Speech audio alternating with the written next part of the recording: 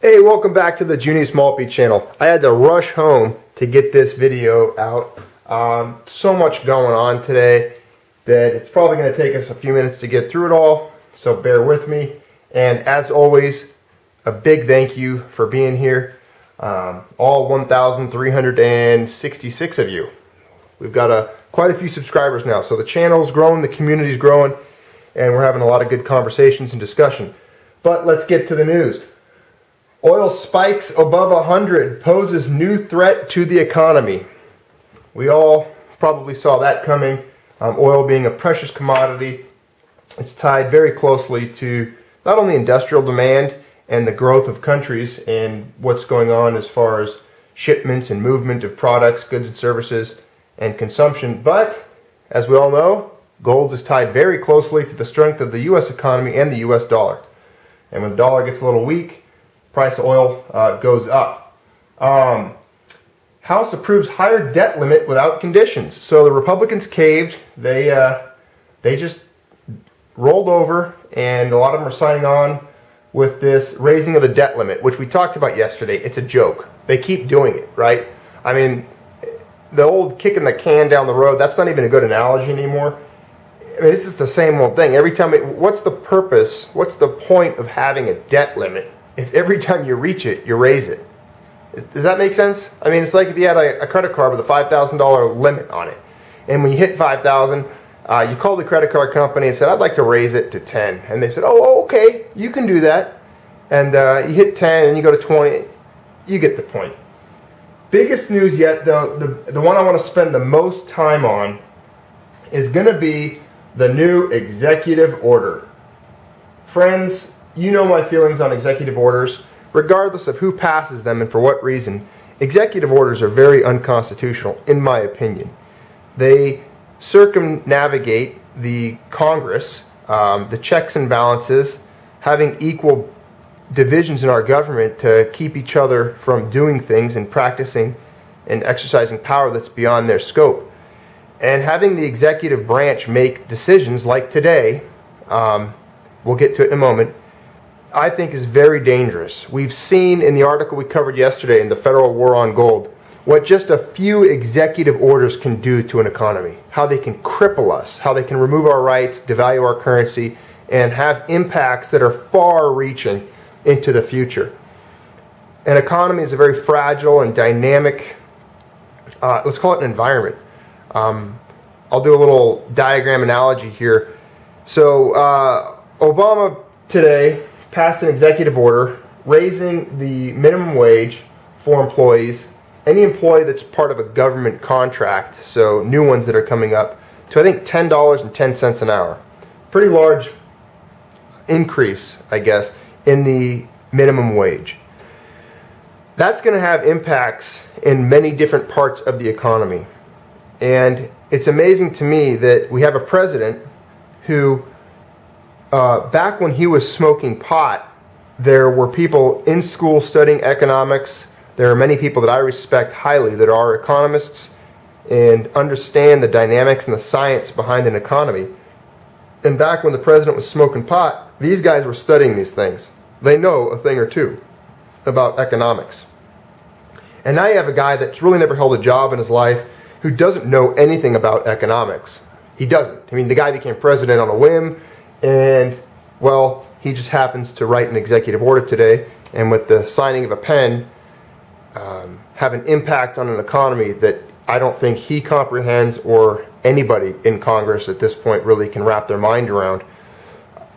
And to just give you an example, you have a pond, right, that we all live in. This is the economy. We'll call this little pond our economy, the U.S. economy, even the world economy. A little stream flows into it, little streams flow out of it. Now, in it, there's all kinds of life forms. There's fish, there's lily pads, there's frogs and birds and trees and whatnot and reeds. By just throwing a little pebble, a little rock into that pond, you send ripples out, right? And they end up hitting everything in the pond. Even these lily pads way over here are going to go up and down and be impacted by this one legislative action, this throwing of a rock into the pond. It disturbs the stillness of that pond, disrupts it. By Obama raising the minimum wage for any employee that is part of a company, that receives any federal government contracts, that money has to come from somewhere, right? Now, we all know that governments do not produce wealth. They don't make or produce really anything. All the money in the government comes from you and me in taxes, correct? Anyone can step up and try to argue that fact. The private sector happens to be the producers of wealth and jobs, products, goods, and services. Now, if you have the government here, we'll just draw a big White House kind of thing. Looks more like a mosque, I guess.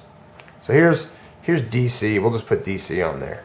Now, all the money that comes into DC comes from you and me, right? Now, let's say DC has a job over here, a shovel-ready project, right? And this company, we'll call it Company A, they have a bunch of employees, little people down here, right? There we go. The kitty wants to come say hello. She's up there walking around. All right, so now you got all these employees. Now, Obama just passed a law that these people get more money than they got before. Where does that money come from?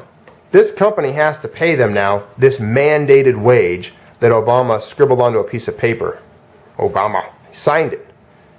Well, this company's just going to bill them for it, right?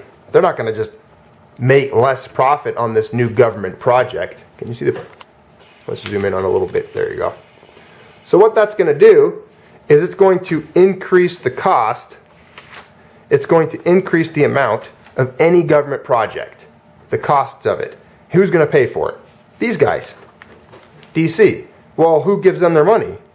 These guys. You and me. So now, you and me have to pay these people more money because this guy said so. You see what I mean? He didn't give anybody anything. He's just telling us that we have to pay these people more, and he's just signing a piece of paper that's mandating it. Very disheartening. It's going to disrupt things in the economy. Any good economist, especially if you look at the Austrian school side of things, will tell you that. You can look up articles by Hans Hermann Hoppe on the minimum wage.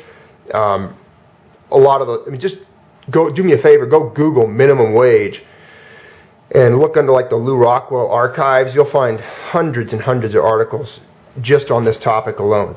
Now, he's using this as an example. He's saying, hey, we need to do this for everybody, Congress. Obama's telling Congress, you guys need to pass a minimum wage across the whole federal level for every employee, everywhere. I just don't, it's not going to work. You got to let the market take care of those things.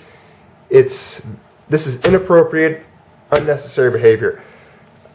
I mean, if we have to look back, just look at the executive orders that were passed in the article we discussed yesterday in the federal war on gold. And I apologize, I'm sorry, that was a 47-minute video, but that's how long it took me to read that article. It's very long. Good discussion, though, a lot of good comments so far. And I want to call onto the carpet real quick, just so you guys don't think I'm partisan on this. I want to call out guys like Sean Hannity and Rush Limbaugh and all these people out there in the conservative world who are jumping on Obama saying, hey, he's using all these executive orders, he's violating the checks and balance system of Congress and you know what, Sean? This goes to you, Sean Hannity, because I just listened to you on the radio and you were talking about this. I want to tell you something. Back when Bush was passing executive order after executive order after executive order after executive order, you guys didn't say boo, and anyone who questioned it was unpatriotic. So you don't have any ground to stand on. I don't want to hear a single Republican. I don't want to hear one Republican call on the carpet Obama for any executive orders, unless they were one of the few, very few conservative Republicans or libertarians, such as Ron Paul, that were calling Bush out when he was doing executive orders. Executive orders are wrong. Almost every single one, I would say every one of them ever signed was wrong. It needs to go through Congress.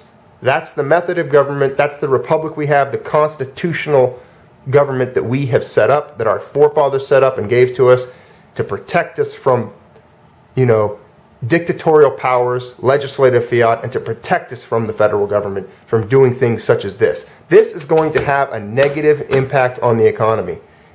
It's going to look good on paper. It's going to look good, that a couple of people over here are getting a little bit of a better wage, but that's not the government's role to dictate that. So I just want to, we're going to leave that out open there. Now, you're free to comment below, disagree with me if you want to, open it up for more discussion. But we're going to end up like one of these countries here. We're going to end up like a banana republic. We're going to end up, we don't have the money. I mean, they need to fix other things. They need to fix the debt. They need to fix, well, they're trying to fix, they're raising the debt limit. Instead of addressing the problem, they're just raising it. They're not even, it's incredible, isn't it? I mean, you see what's happening here. You know, you got gold reacting today, and not too much. It's going up 0.2%. It's up $2.80. Silver's looking pretty well, good again. It's up 10 cents, up 0.5% at $20.25. Copper's up. U.S. stocks, look at this. Dow Jones is down 41 points. S&P's down 2 points. Nasdaq's up 5 points. There, I filled you in on those. Did my job on that. But my point here is, so many points. Sorry, I'm a little wound up over this. I just couldn't believe it. I'm listening to this happen today, and you know, it's upsetting to see it happen. I mean, there was no process involved, no voice from the people, no congressional input. The Congress wasn't even allowed to hear their constituents' concerns on this. And it's, you know, we elect representatives to go to D.C. to impart our opinions and our beliefs into the process out there, and make sure that the government is run the way we, you know, in whatever state you live in, wish it to be run. And then you've got a president that thinks he's got all the power in the world to not only pass laws like this, but assassinate U.S. citizens at his will. Anyways, troubling times. But and again, let's continue on. We'll move on to some gold news now, gold and silver, because I know that's why you guys come around. You like it. It's always a good topic of conversation here on the Junius Maltby channel. U.S. Mint nearly sells out of its weekly Silver Eagle allocation in 2 days. So they sold a week's worth of silver in 2 days. As you know, there's some supply constraints taking place. They can't get the blanks to make Silver Eagles. Jim Grant, he says, gold is nature's Bitcoin. Anyone on the Junius Maltby channel probably has already heard that and knows that. The Bundesbank of Germany, they're changing their gold repatriation schedule. One of the initiators of the German public campaign, Repatriate Our Gold, is Peter Boehringer of German Precious Metal Society. They were established in 2006. After lengthy efforts together with partner, the European Taxpayers Association, the team finally, in January 2013, brought about Bundesbank's decision to repatriate 300 tons of gold from the U.S. and 374 tons from France. Most of you are familiar with the situation. Now, what's hitting the news now is that they're changing how they're going to ship this gold home. The plan, of course, is changing, and the plan was to take, by 2015, they'd have ultimately 674 tons by the end of 2020 from both the U.S. and France. That was the plan, but in 2013, only 37 remelted tons of the gold reached Germany. That's a big question. Why did they even remelt it? There's some skepticism there. That raises some flags for me. So Germany only got the 37 tons, of which 5 tons came from the U.S. So we only gave them 5 tons of their gold back. This lifted some eyebrows. The Bundesbank has now withdrawn the original schedule to repatriate 150 tons from the U.S. before 2015, but continues Plan B to repatriate 674 tons from New York and Paris by the end of 2020. Now, if you want more on the article, you can look it up. It's in goldwetrust.ch. There's a whole article on the whole repatriation of Germany's gold. Another good article on Seeking Alpha is short covering in gold just beginning. Okay, good article there on some more gold news that I think some of you would find interesting. A little bit more technicalities there, a little more technical than I like to read, just because you can't really purvey that information efficiently on the internet here with just a video. If you want to read it, I'd encourage you to go find that article. But Goldman on gold. This is a very important level to watch. Gold has finally spiked higher above notable pivot resistance of 1268 to 1279, where the market had stalled since late January. Okay, this is from Goldman Sachs now. The area encompasses a number of previous highs and lows since August of 13, as well as the 100 daily moving average. This has opened up risks to the 200 daily moving average at 1,306. To put things into context, the market has not been above this particular moving average since February 8th of last year, just over a year ago. In short, it will be a very important level to watch how price action develops around it. I think we are moving into a pretty firm area as far, we talked about this again yesterday.